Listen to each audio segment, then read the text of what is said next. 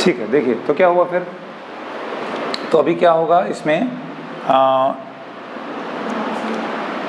अगर हम बात कर रहे हैं, ये क्या था P Q R S, R S में देखो ये दोनों जीरो हो गए थे, आर एस में क्या होगा, आर एस में क्या होगा, आर एस में जाएंगे तो बी बाहर क्या होता है, सोलेनॉइड के बाहर मैग्नेटिक इंडक्शन जीरो होता है, तो यहाँ पर मैग्नेटिक इंडक्शन होगा ही नहीं। जब बी होगा ही नहीं तो एल होने के कोई फर्क पड़ेगा नहीं, तो बी ही जीरो है तो ये पूरा जीरो हो जाएगा। सोलेनॉइड के बाहर मैग्नेटिक इंडक्शन को नहीं के बराबर पाया गया, बुक्स में लिखा होता है, हम उसको एक लाइन पढ़ना चाहेंगे। It is experimentally noted that magnetic field outside the solenoid is very small in comparison with the field inside. तो बाहर करीब करीब नगण्य होता है तुलना में अंदर की, तो बाहर जब होता ही नहीं है तो फिर हम बी डॉट डी कैसे निकालेंगे आर एस लाइन पर, है ना, तो यहाँ पर ही गायब हो जाएगा, ये भी कैंसिल हो जाएगा। तो कुल मिलाकर पूरे पाथ में अगर हम जाते हैं तो यहाँ पर 90 एंगल, यहाँ पर 90 एंगल, यहाँ पर पैरेलल, यही वाला एलिमेंट हमको मिलेगा, पी क्यू वाले से ही हमको इंडक्शन मिलेगा B into L. Ampere law की बात करते हैं, according to Ampere law, according to Ampere's law क्या होगा, according to Ampere's law close integration B dot D L, close integration B vector dot D L vector, P Q R S पूरे path के लिए ही ले रहे हैं हम लोग। फॉर्मूला क्या होता है, म्यू नॉट टाइम्स आई, माने करंट या टोटल करंट या नेट करंट बोल सकते हो, net current enclosed, enclosed by the curve, enclose है तो कोई क्लोज कर्व होगा, enclose by the curve, curve कौन सा है, curve P Q R S है। इसका रिजल्ट कितना है हमको मिला, केवल यही देगा हमको रिजल्ट, ये छोड़कर बाकी सब क्या है, जीरो है। इसकी वैल्यू कितनी है, बी एल, इसका मान रख दिया हमने बी एल, है ना, और इस तरफ क्या हो जाएगा, इस तरफ क्या आएगा, mu naught times net current कितना इंक्लोज होगा, इसकी लंबाई कितनी है कॉइल की, जो सॉरी कॉइल नहीं, ये जो हमने माना है एक बंद लूप कर्व माना हुआ है, क्लोज कर्व माना हुआ है, इस क्लोज रेक्टेंगुलर शेप में क्लोज कर्व माना हुआ है। एकांक, अच्छा एन एल क्या है, एल क्या दिख रहा है हमको, पी क्यू की लंबाई दिख रही है ना। यूनिट लेंथ में कितने टर्न्स थे,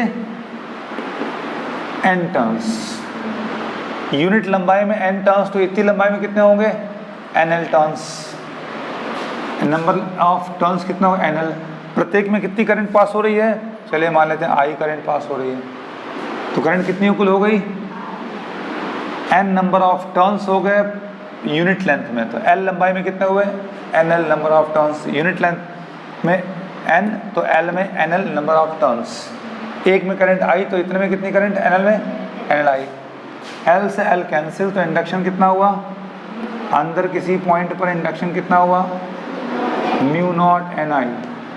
जब आप ऑब्जेक्टिव के दृष्टिकोण से पढ़ रहे थे तो आपने एम्पियर्स लॉ की बायट-सवर्ट लॉ में केस किया था सोलेनॉइड वाला, उसके अंदर उस केस में उसमें दिखाया था सोलेनॉइड के अंदर किसी पॉइंट पर इंडक्शन कितना था, सोलेनॉइड के अंदर किसी पॉइंट पर इंडक्शन था B equal to mu not N I, N number of turns per unit length था, अभी वही है, नंबर ऑफ टर्न्स लेंथ वही अभी भी, वहाँ capital N upon capital L था, number of turns per unit length, और किनारों पर कितना था, आधा, वो यहाँ से प्रूव नहीं हो पाएगा, किनारों पर कितना होता है, आधा, बीच में अंदर कहीं कितना था, म्यू नॉट एन आई, यही सेम रिजल्ट था, आ गया। तो एम्पियर्स लॉ की सहायता से हमने प्रूव कर लिया। एम्पियर्स लॉ के दो एप्लीकेशन होंगे, पहला एक लॉन्ग स्ट्रेट वायर से करंट कंडक्शन निकालना, या करंट एक long straight current carrying conductor के कारण कितना मैग्नेटिक इंडक्शन होगा वो निकालना, और दूसरा magnetic field inside a long solenoid B equal mu not N I, ये सेम रिजल्ट है, number of turns per unit length N है, जो पहले हमने ऑब्जेक्टिव दृष्टिकोण से बायट-सवर्ट लॉ की एप्लीकेशन में पढ़ा था। ठीक है, इसको हटा दें, समझ में आ गया, ठीक है, चलो नोटी करो।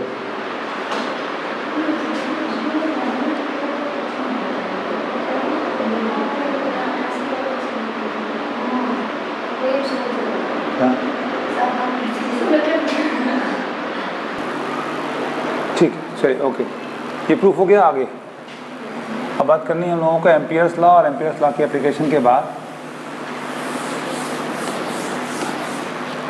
अगला क्वेश्चन है, इसको हेडिंग जो है, क्वेश्चन को हेडिंग बना लीजिए, using Biot-Savart law, using Biot-Savart law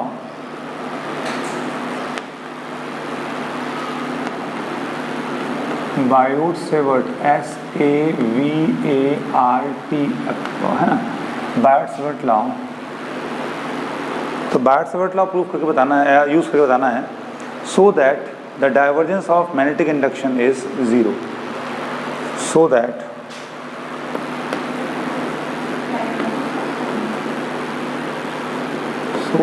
divergence of DIVERGENC, divergence समझते हैं ना, called gradient divergence,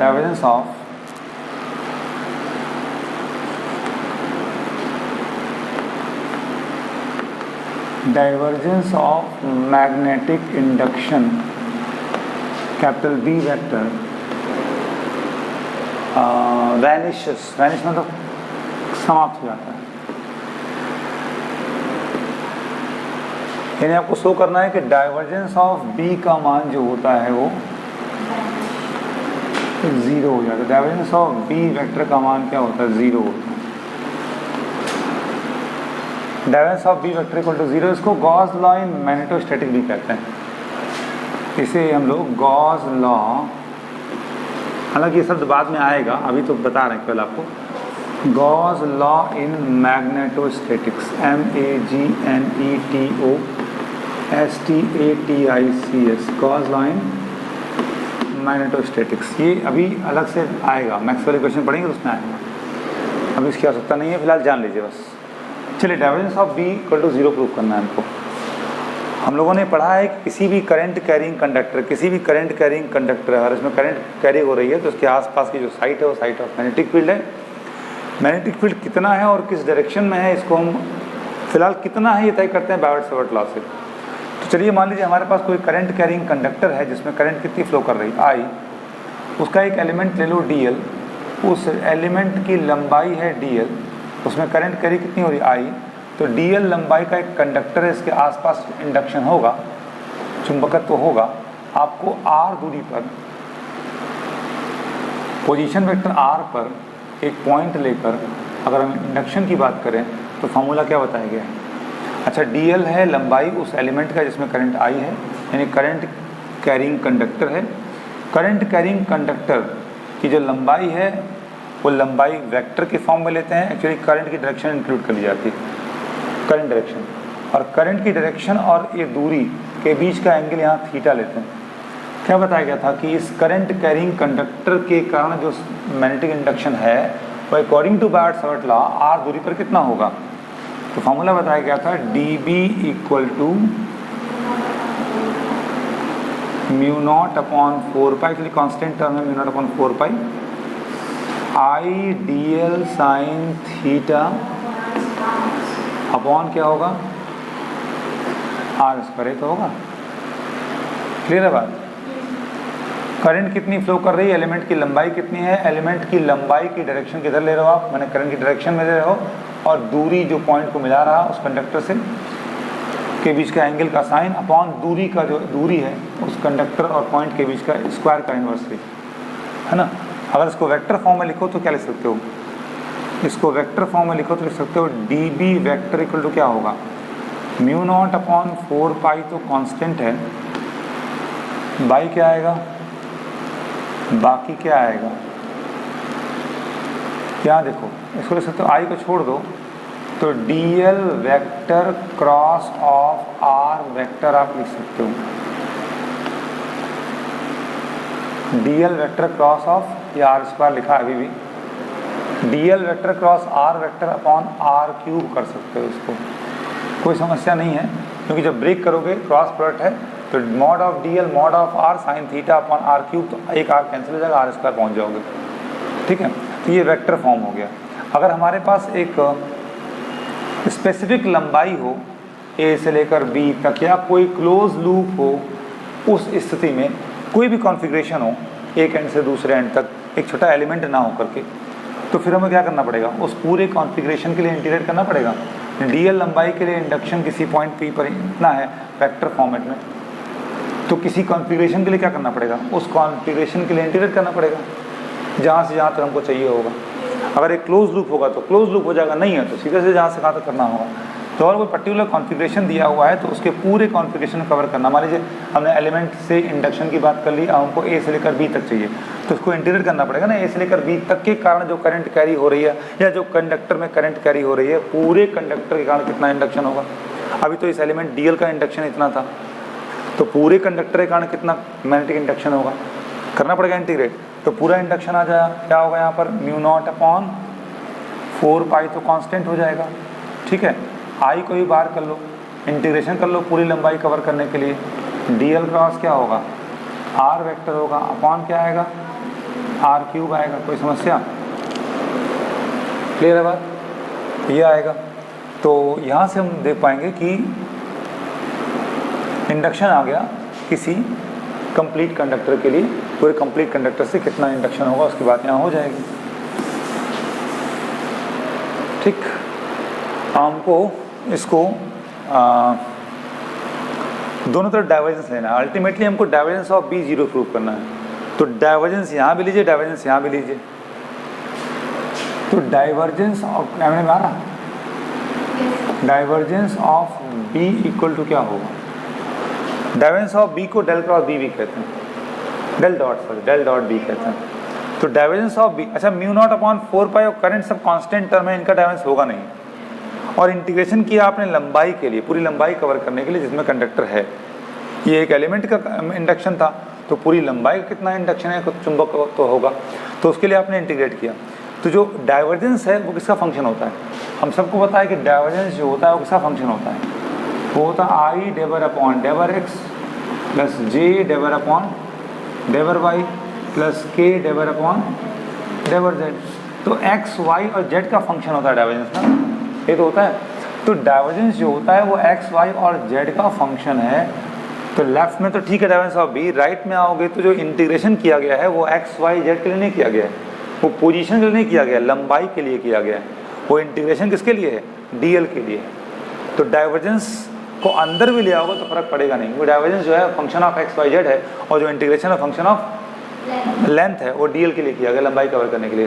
तो एक दूसरे पर डिपेंड नहीं करना ना, तो अंदर ले सकते हैं हम लोग। तो यहाँ से क्या आएगा, म्यू नॉट आई अपॉन क्या आएगा, 4 पाई, यही तो होगा, म्यू नॉट आई अपॉन 4 पाई होगा। और इंटीग्रेशन के अंदर ले लो डाइवर्जेंस को, तो ऊपर होगा divergence DL vector cross of R vector, और नीचे क्या दिख रहा है हम लोगों को, आर क्यूब दिख रहा है ऐसा। डाइवर्जेंस को अंदर लेने में कोई आपत्ति नहीं है, क्योंकि divergence function of X Y Z है और इंटीग्रेशन लंबाई के लिए, दोनों इंडिपेंडेंट है, तो कहीं भी हो सकते हैं, अंदर या बाहर कहीं रख लो। अब इसको रोकेंगे यहीं पर, एक फॉर्मूला आप पहले डिस्कस करेंगे, फिर उसका जीरो प्रूफ कर लेंगे। हम लोगों ने एक फॉर्मूला पढ़ा था फर्स्ट सेमेस्टर में, पूरी मैथमेटिकल फिजिक्स की बुक थी, उसमें डाइवर्जेंस ऑफ, चलो divergence of A vector cross of C vector, चलिए 2 वेक्टर है। अब बोलोगे बी क्यों छोड़ दिया, क्योंकि बी फॉर इंडक्शन भी होता है, ऐसे कंफ्यूजन ना हो, तो 2 कॉन्स्टेंट ए और सी ले लीजिए। तो डाइवर्जेंस ऑफ ए क्रॉस सी क्या होता है मालूम है, फॉर्मूला डाइवर्जेंस ऑफ 2 क्रॉस, अगर आप सी को बाहर करो तो डॉट होगा कर्ल ऑफ ए, ठीक है, माइनस, ठीक,